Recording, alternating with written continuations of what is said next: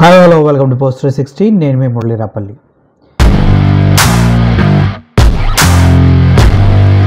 ఎప్పటి నుంచో అనుకుంటూ ఉన్నారు, అటు జమిలీ ఎలక్షన్స్ వస్తూ ఉన్నాయి, రాబోతూ ఉన్నాయి. జమిలీ elections one nation one election అనేసి, ఎందుకంటే రెగ్యులర్గా మనకి జరిగే ఎలక్షన్స్ వల్ల ఒకరోజు ఒక స్టేట్లో జరిగితే ఇంకోసారి ఇంకో స్టేట్లో అలా మార్చి జరగడం, పార్టీలు వాళ్ళ ఇష్టానుసారంగా ఫెయిల్ అయిపోయినప్పుడు కానీ, ఎవరు రాజీనామా చేసినప్పుడు కానీ, ఇలా కంటిన్యూస్గా ఎలక్షన్స్ అనేవి ప్రాసెస్ జరుగుతూనే ఉంది. దానివల్ల అక్కడ ఒక 4-5 months ఎలక్షన్ కోడ్ అది ఉంటుంది. దానివల్ల దేశం వెనకబడుతూ ఉంది అనే ఒక ఉద్దేశంతో తీసుకొచ్చిన స్లోగనే వన్ నేషన్ వన్ ఎలక్షన్స్. ఒకేసారి ఇండియా మొత్తం ఎలక్షన్స్ జరిపేస్తే ఆ తర్వాత మళ్ళీ ఎక్కడ కూడా ఎలక్షన్స్ జరపవలసిన అవసరం ఉండదు. దానికోసం ఎలక్షన్ కమిషన్ కానీ, రాజకీయ నాయకులు కానీ విరివిగా డబ్బు ఖర్చు పెడతాం అవసరం ఉండదు, వాళ్ళ శ్రమ ఖర్చు పెడతాం అవసరం ఉండదు. సో ఓవరాల్గా దానివల్ల దేశ అభివృద్ధికి చాలా ఉపయోగాలు ఉన్నాయనే కాన్సెప్ట్ తోటి వన్ నేషన్ వన్ ఎలక్షన్ జమిలీ ఎలక్షన్స్ అని ప్రపోజ్ చేయడం జరుగుతుంది. ఈరోజు కూడా సభలో బిల్లు ప్రవేశపెడుతూ ఉన్నారు జమిలీ ఎలక్షన్స్ గురించి. అయితే జమిలీ ఎలక్షన్స్ గురించి మనం ఆలోచించినట్లయితే చాలా అడ్డంకులు ఉన్నాయి జమిలీ ఎలక్షన్స్లో. ఎందుకంటే ఈ జమిలీ ఎలక్షన్స్లో వన్ నేషన్ వన్ ఎలక్షన్స్లో ఒక్కసారి ఎలక్ట్ అయిన తర్వాత 5 years వరకు ఎలక్షన్స్ ఉండవు. ఒకటి, మధ్యలో ఎవరైనా రాజీనామా చేస్తే ఆ కాన్స్టిట్యున్సీకి సంబంధించి మళ్ళీ ఎలక్షన్స్ చేయవలసిందే, తప్పదు.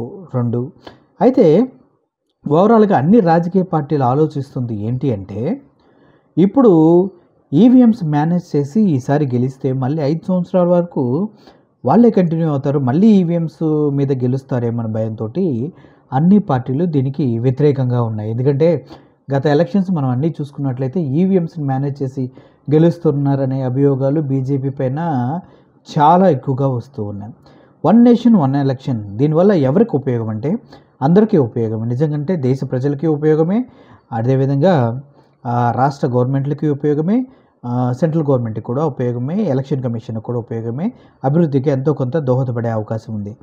సో ఇప్పుడు జమిలీ ఎలక్షన్ చేయాలంటే మొన్నట మహారాష్ట్ర ఎలక్షన్స్లోనే మనం చూసాము ఎన్ని విధాల అభియోగాలు ఎదుర్కొన్నారో ఈవీఎంస్ ద్వారా. సోలాపూర్లో అయితే ప్రజలు తిరుగుబాటు చేసి సొంతగా ఎలక్షన్స్ కండక్ట్ చేసుకోవడానికి సిద్ధపడ్డారు, మేమేమి వేసిన ఓట్లు మొత్తం ఏమైపోయాయని చెప్పి.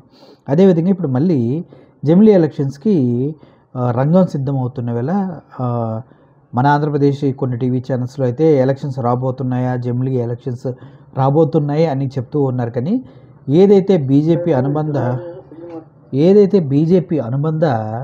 ఛానల్స్ ఉన్నాయో, నేషనల్ ఛానల్స్ ఉన్నాయో, అవన్నీ డేట్ ఫిక్స్ అయిపోయిందంటూ కరాఖండిగా చెప్పేస్తూ ఉన్నాయి. ఎందుకంటే 2027 ఏప్రిల్లో ఎలక్షన్స్ ఉండబోతున్నాయి అంటూ వాళ్ళు ప్రచారాన్ని మొదలుపెట్టేశారు. అంటే దీన్ని పెద్ద ఎత్తున ప్రజల్లోకి తీసుకెళ్ళడానికి ఆ ఛానల్స్ ఏవైతే మోడీ, అదాని అనుబంధ ఛానల్స్ ఉన్నాయో అవన్నీ రెడీ అయ్యాయి అన్నమాట. సో ఏం చేసినా మోడీ జమిలీ ఎలక్షన్స్కి వెళ్ళడానికి రంగం సిద్ధం చేసుకున్నట్టుగా క్లియర్గా తెలుస్తుంది. ఓవరాల్గా ఇప్పుడు మనం ఆలోచించవలసింది ఏంటంటే, ఇప్పుడు ఆంధ్రప్రదేశ్లో ఏర్పడిన గవర్నమెంట్తో పాటు మొన్న మహారాష్ట్రలో ఎలక్షన్స్ జరిగినాయి. కానీ నెక్స్ట్ ఇయర్ ఉత్తరప్రదేశ్, బీహారు, తమిళనాడు ఈ ఎలక్షన్స్ ఉన్నాయి. మరి ఆ ఎలక్షన్స్ ఏం చేస్తారు? ఆ ఎలక్షన్స్లో మళ్ళీ ఎలక్షన్స్ పెట్టాలి. ఇప్పుడు ఉత్తరప్రదేశ్ కానీ, బీహార్కి కానీ, తమిళనాడుకి కానీ. మరి ఆ ఎలక్షన్స్ ఎప్పుడు పెడతారు? పోస్ట్ పోన్ చేస్తారా, లేదంటే ప్రీపోన్ చేస్తారా? ఒకవేళ 5 సంవత్సరాలు ఆగిపోయిన తర్వాత కూడా ఇంకా కొన్ని స్టేట్లో ఎలక్షన్స్ చేయవలసి ఉంది.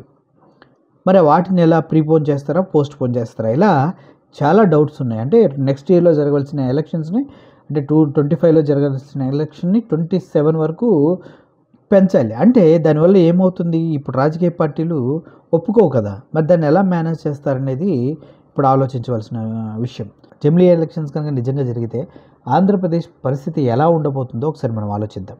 జగన్మోహన్ రెడ్డి గారు ఆల్రెడీ జనవరి సంక్రాంతి అయిన తర్వాత నుంచి ప్రజల్లోకి వెళ్ళిపోవడానికి సర్వత్రా అన్ని సిద్ధం చేసుకుంటూ ఉన్నారు. అంటే అతనికి జమిలీ ఎలక్షన్స్ వస్తాయేమనే డౌట్ అయితే ముందుగానే వచ్చింది కాబట్టి రంగం సిద్ధం చేసుకున్నాడు. కానీ ఇప్పటివరకు ప్రజలకు చేసినటువంటి వాగ్దానాలు ఏమి చేయకుండా, మేనిఫెస్టోలో ఉన్నవి ప్రజలకి సంక్షేమం అందించకుండా, వాలంటరీ వ్యవస్థను తీసివేసి నానా విధాలు ఇబ్బంది పెడుతున్న టీడీపీ పార్టీ పరిస్థితి ఏంటి?